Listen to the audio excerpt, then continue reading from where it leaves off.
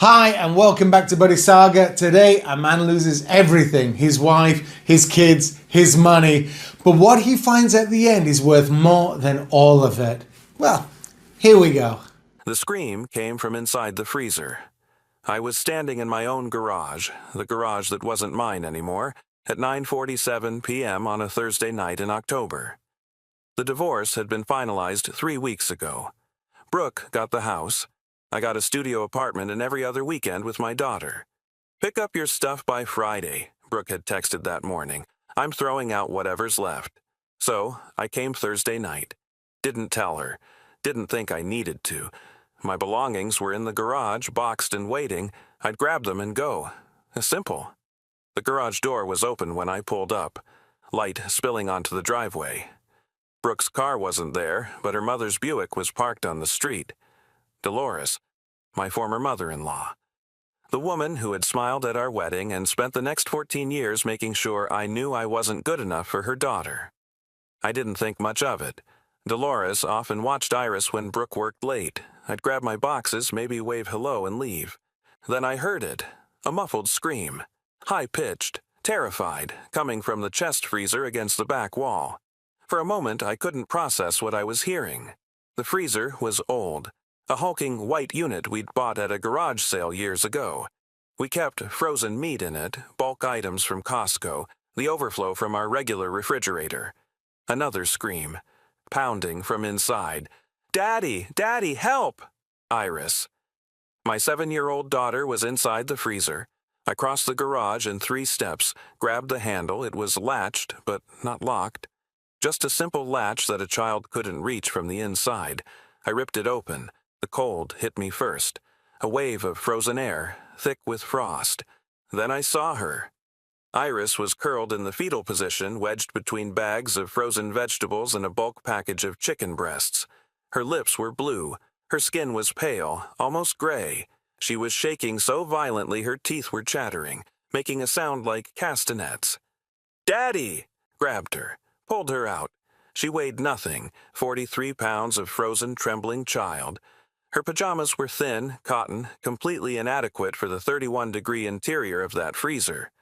I've got you, baby. Daddy's here." I held her against my chest, trying to transfer body heat, trying to understand what I was seeing. "How long have you been in there? Iris, how long?" "I don't know. Grandma put me in. I was bad." "Grandma put you in the freezer?" "She does it when I'm bad. I spilled my juice. I didn't mean to, Daddy. I didn't mean to." I was shaking now, too.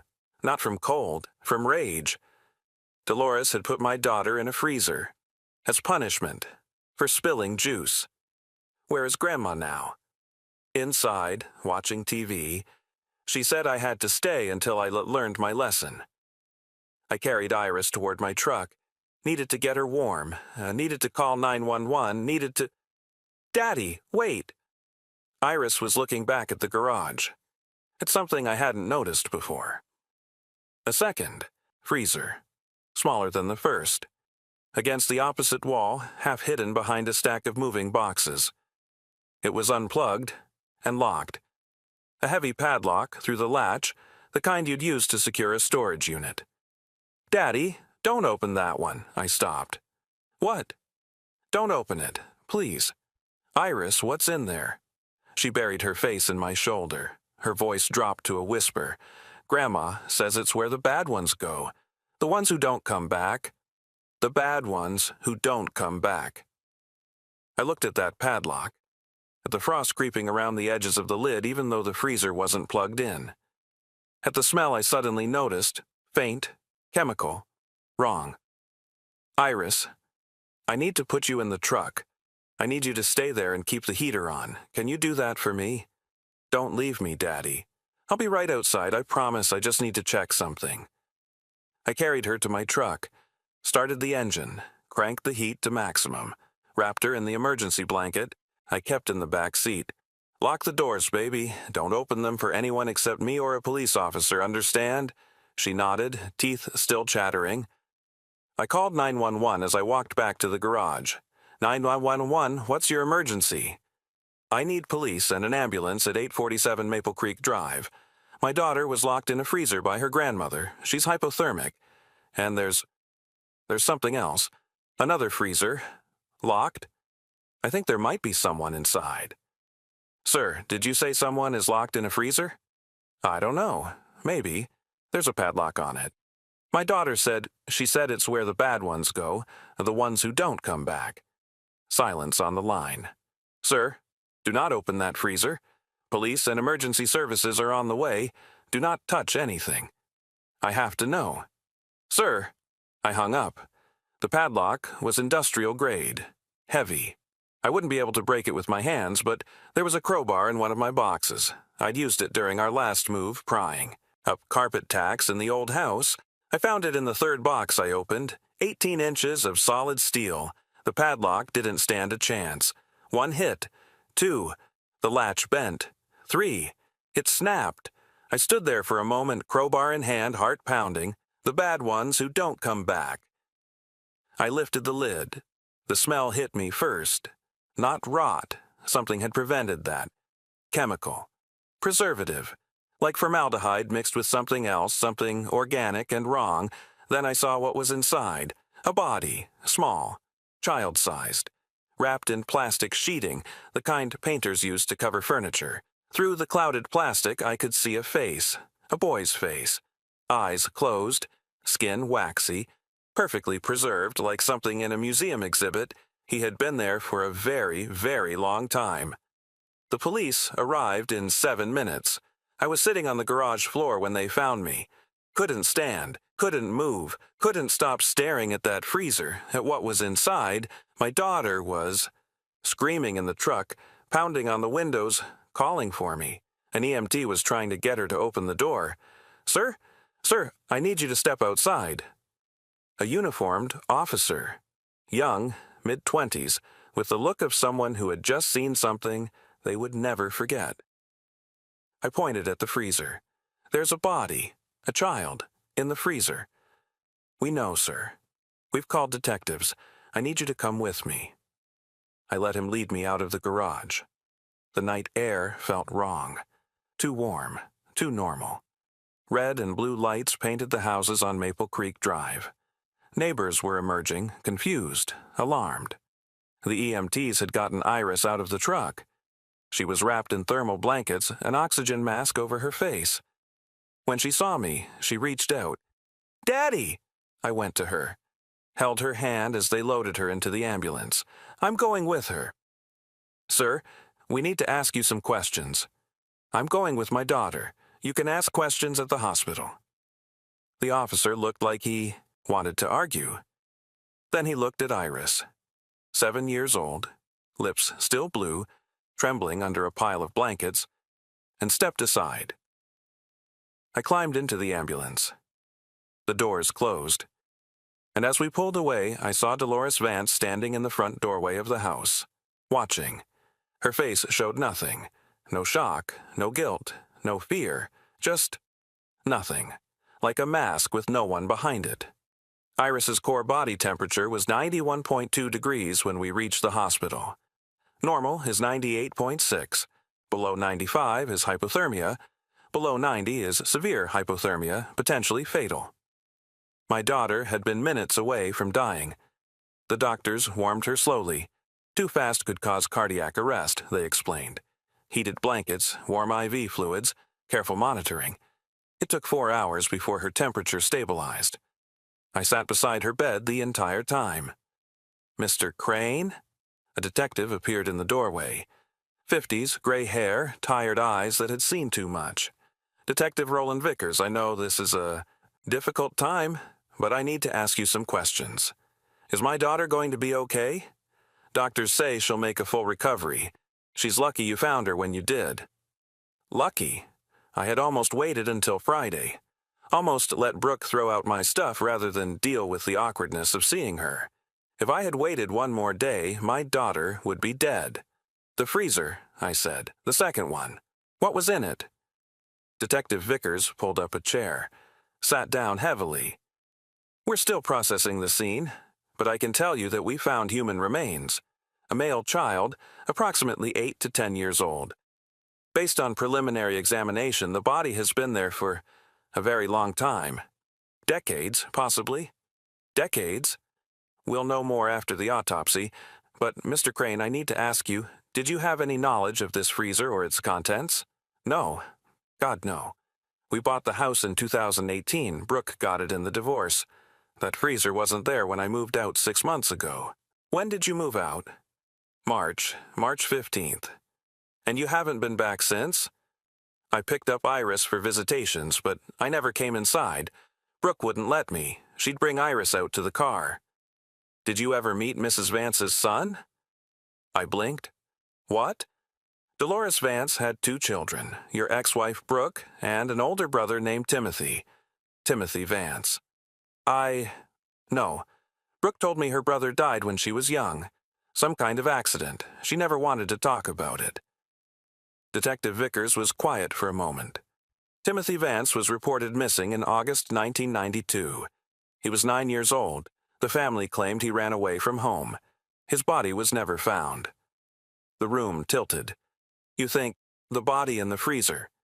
We'll need dental records to confirm, but the preliminary assessment suggests the remains are consistent with a child who died approximately 32 years ago.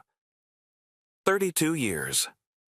Dolores had kept her son's body in a freezer for 32 years, and then she had put my daughter in a freezer too. Where is she? My voice came out as a growl. Where is Dolores? In custody. She's not talking. Requested a lawyer immediately. And Brooke, my ex-wife? We're trying to locate her. Her phone goes to voicemail. Do you know where she might be? She was supposed to be at work. She works late sometimes at a marketing firm downtown. We've contacted her employer. She left the office at 5 p.m. No one has seen her since. Brooke was missing. Dolores was in custody, and there was a 32-year-old body in my garage. My former garage. The garage where my daughter had been locked in a freezer to die. I need to make a phone call, I said. Detective Vickers nodded. We'll talk more tomorrow. Get some rest, Mr. Crane. Your daughter needs you. He left. I looked at Iris, sleeping now, color slowly returning to her cheeks. And I started making calls. My name is Mitchell Crane. I need to tell you how I ended up in that garage, on that night, at that moment. I need to tell you about Brooke and Dolores and the 14 years I spent married to a woman whose family held secrets darker than I could have imagined. I was born in 1982 in Aurora, Colorado. Blue-collar family, blue-collar upbringing. My father worked at a distribution center. My mother was a receptionist at a dental office.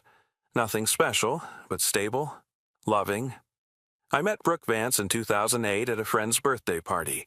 I was 26, working as a warehouse supervisor, making decent money for a guy with no college degree. She was 23, just starting her career in marketing, beautiful in a way that made me nervous to talk to her. We dated for 2 years. Got married in 2010. I was 28, she was 25. Her family was small, just Brooke and her mother, Dolores. Her father had left when Brooke was 12, moved to California, died of a heart attack in 2005. And her brother Timothy had run away when she was 7. Don't talk about Tim, Brooke told me early in our relationship. It destroyed my mom. She's never recovered. I understood, or thought I did. Families have tragedies. You don't poke at old wounds. So I didn't ask questions, didn't push.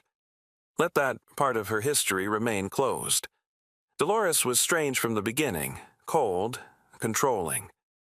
She smiled at our wedding, but her eyes never warmed. She visited often after Iris was born in 2017, always with criticism, always with suggestions for how we were doing things wrong. You're too soft on her, she would tell Brooke. Children need discipline, structure, consequences. Consequences? I thought she meant timeouts. Maybe no dessert after dinner. I didn't know she meant freezers. The marriage started falling apart in 2023. Not dramatically. We didn't have screaming fights or thrown dishes. We just drifted. Brooke became distant, preoccupied, spending more time at work, more time with her mother. I tried to talk to her. She said I was imagining things. I suggested counseling. She said we didn't need it. By March 2024, we were sleeping in separate rooms. By April, she asked for a divorce. I didn't fight it. Maybe I should have. But I was tired of trying to connect with someone who kept pulling away. The divorce was finalized in September 2024. Brooke got the house, primary custody of Iris, and child support payments that would stretch my budget to breaking. I got every other weekend with my daughter in a storage unit full of memories. Pick up your stuff by Friday. That text came on October 17th, 2024. I went on Thursday, and I found my daughter dying in a freezer. Brooke showed up at the hospital at 3 a.m. I was dozing in the chair beside Iris's bed when the door opened and she walked in. Oh my God! Oh my God, Iris! She rushed to the bed, tears streaming down her face. The picture of maternal concern. I felt nothing but rage. Where were you? I was with a friend. My phone. Died! I just heard what happened. Mitchell, what? Your mother put our daughter in a freezer. Did you know about that? What? No, of course not. She said, Grandma puts me in there when I'm bad. Like it was routine. Like it happened all the time. Brooke's face crumpled. I didn't know. I swear I didn't know.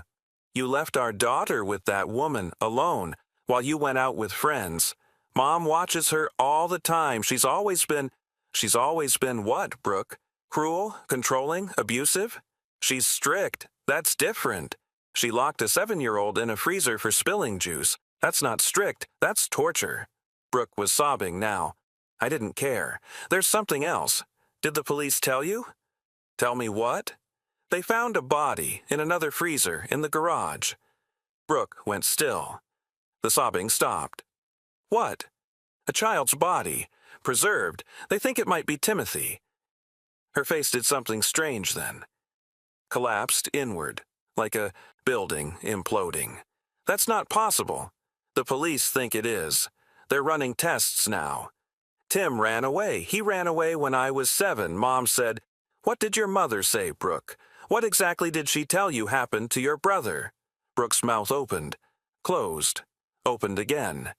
She said he was bad, that bad children go away and don't come back, that if I wasn't good, I would go away too.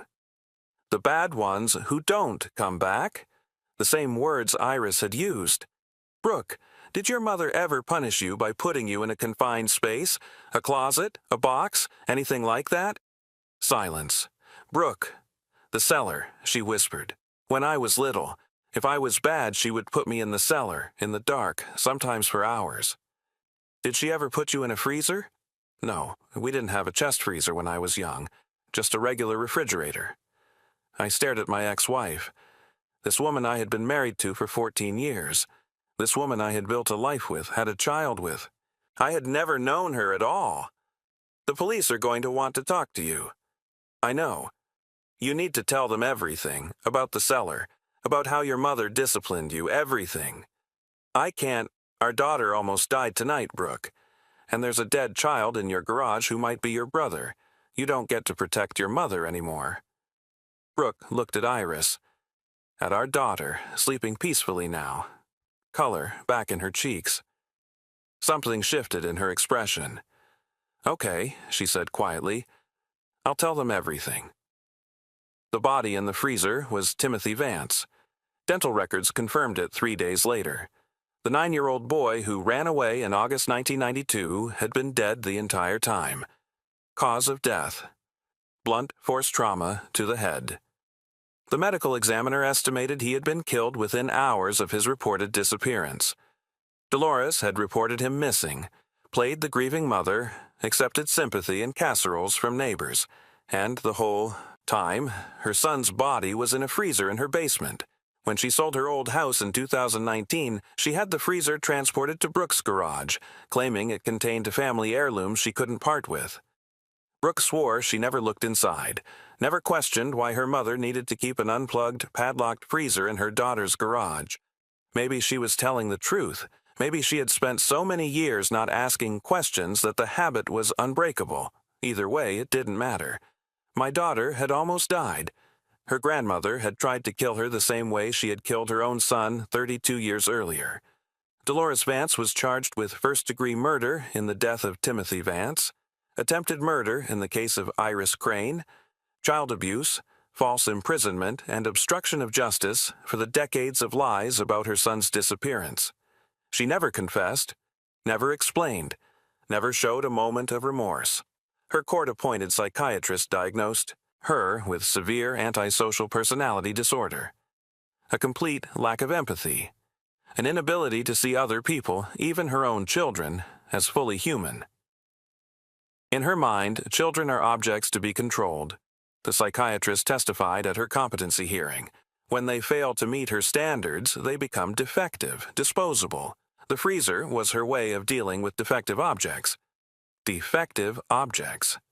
That's what my daughter was to her grandmother, a defective object that needed to be disposed of because she spilled juice.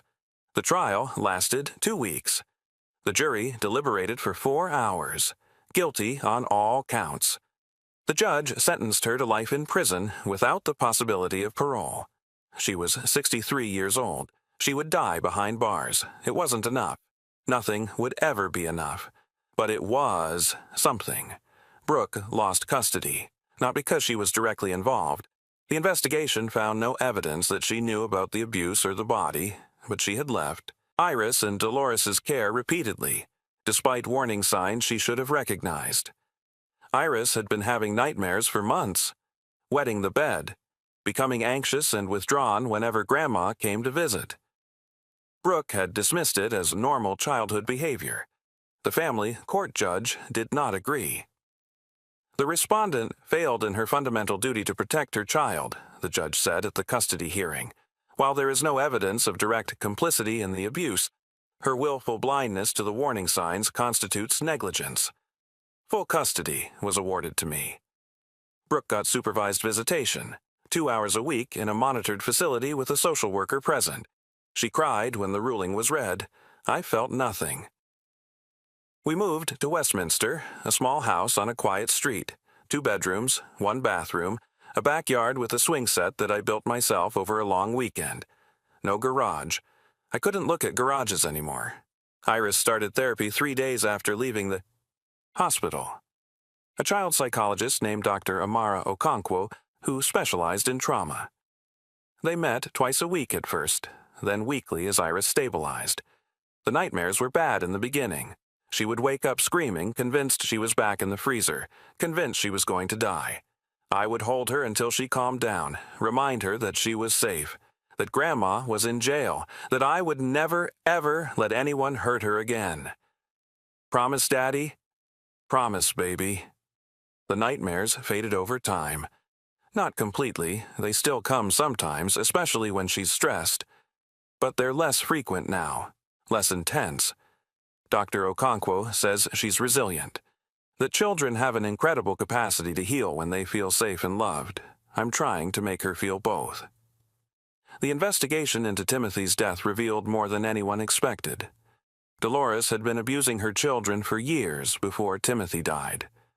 Neighbors from the old neighborhood came forward with memories they had buried for decades, screaming from the house, children with unexplained bruises, a little boy who flinched when adults raised their hands. We should have said something, one neighbor told the police. But back then, people didn't get involved in family business. We told ourselves it wasn't that bad, that kids exaggerate. Timothy didn't exaggerate. He had been beaten regularly, locked in closets for hours, denied food as punishment. On the day he died, according to evidence pieced together from Dolores's own journals, found during a search of her apartment, he had broken a dish while doing chores. She had hit him with a cast iron pan. He died instantly. She put him in the freezer because she didn't know what else to do. Because, in her twisted mind, that was where bad children went. And then she reported him missing and spent 32 years pretending to be a grieving mother. The journals were horrifying to read. I only saw excerpts during the trial. Cold, clinical. Descriptions of discipline that would make anyone sick. But the most chilling part was what she wrote about Brooke. B is learning. She understands now that bad behavior has consequences. She will not make the same mistakes her brother made. She will be a good girl. She has no choice. Brooke had spent her entire childhood in terror of becoming the next body in the freezer. No wonder she had never asked questions. No wonder she had spent her whole life trying to be perfect, to be good, to avoid her mother's displeasure at all costs. It didn't excuse what happened to Iris, but it explained why Brooke had been so blind. 2 years have passed. Iris is 9 now. 3rd grade. Obsessed with dinosaurs and chapter books and a YouTube channel about baby animals, she still sees Dr. Okonkwo once a month, still has occasional nightmares, still gets anxious in enclosed spaces. But she's doing well, better than I dared hope in those early days. She made the honor roll last semester, has a best friend named Chloe who comes over for sleepovers, laughs easily, loves fiercely, lights up every room she enters. My daughter is not broken. She is healing. I'm 44 now. Still working at the warehouse. Got promoted to operations manager last year. More responsibility, better money. Enough to afford our little house and Iris's therapy and a vacation to Disneyland next summer. I haven't dated since the divorce. Haven't wanted to. My whole world is Iris right now, and that's enough. Maybe someday I'll be ready for something more. Maybe not. Either way, it's my choice. Brooke sees Iris twice a month now. The supervised visitation restrictions were loosened after a year. She's been in intensive therapy working through decades of trauma and the realization that her mother was a monster. I don't hate her anymore. I did for a while. Hated her for not seeing the signs, for leaving our daughter with a woman capable of such cruelty, for the willful blindness that almost cost Iris her life. But watching her at those visitations, seeing the desperate love in her eyes, the guilt she carries every single day, I realized something. Brooke was a victim too. Not in the same way as Iris, not in the same way as Timothy. But she grew up in that house, lived with that woman, spent her childhood terrified of becoming the next body in the freezer. The fact that she survived it all is remarkable. The fact that she turned into someone capable of loving our daughter, even imperfectly, is something close to a miracle. I'll never trust her fully again. The custody arrangement won't change, but I've stopped hating her. Hate takes too much energy. I'd rather spend that energy on Iris. There's one more thing I need to tell you. Last month, Iris and I visited Timothy's grave. The police released his remains after the trial. There was a small funeral, just a few people who remembered the little boy who ran away 32 years ago. I wasn't sure if taking Iris was the right thing to do. She never knew Timothy. He was just a name, a tragedy, a piece of family history that had nearly become her fate. But she asked to go. He was alone for a long time, Daddy, in that freezer, all alone. I want to tell him he's not alone anymore. So we went. The cemetery was quiet, early morning, just us and the groundskeeper raking leaves in the distance. Timothy's headstone was simple, just his name, his dates, and the words "finally at rest." Iris knelt down and placed a small bouquet of flowers against the stone. "Hi, Timothy. I'm Iris. I'm your niece. I know we never met, but I wanted to tell you I'm sorry. For what Grandma did. For how long you were stuck in that cold place." She was quiet for a moment. "I was in a cold place too, but my daddy found me. I wish someone had found you." I put my hand on her shoulder. She leaned into me. "I'm going to be okay, Timothy. And you're not alone anymore. I'll come visit you, I promise." She stood up, took my hand. "Can we get pancakes, Daddy?" "Sure, baby. Whatever you want." We walked back to the car, leaving Timothy in the morning sunshine, finally free of the darkness that had hidden him for so long. If you're watching this, I want you to understand something. Monsters are real. They don't look like monsters, they look like grandmothers, like neighbors, like people who smile and shake your hand and bring casseroles when someone dies. They hide in plain sight, behind masks of normality, and they hurt people, especially children, in ways that leave scars no one can see. Pay attention to the children in your life, when they flinch at sudden movements, when they have nightmares they can't explain, when they become anxious around certain adults. Listen to them, believe them, protect them. I almost lost my daughter because no one was paying attention, because Brooke was too traumatized to see what was happening. because I was too distracted by divorce to notice the signs. Iris saved herself by screaming loud enough for me to hear. Not every child is that lucky. Be the person who listens. Be the person who acts. Be the person who rips open the freezer and pulls them out. Iris is in the backyard right now. I can see her through the kitchen window, swinging on the swing set, laughing at something only she can hear. 9 years old, messy ponytail, dinosaur t-shirt, grass stains on her knees. My daughter. Alive. Healing. Free. 2 years ago, I found her dying in a freezer. Today, she's arguing with me about whether we can get a puppy. Life goes on. That's what I've learned. Even after the worst things imaginable, life goes on. You just have to keep showing up, keep holding on, keep being there when they need you. I found my daughter by accident. A Thursday night visit that I almost postponed. A garage door that happened to be open. A scream that I happened to hear. Sometimes fate gives you a chance to save someone. The question is whether you take it. I took it, and I would take it again, every single time. Thanks for listening. Share this with someone who needs to hear it, someone who works with children, someone who might recognize the signs. You could save a life. You really could.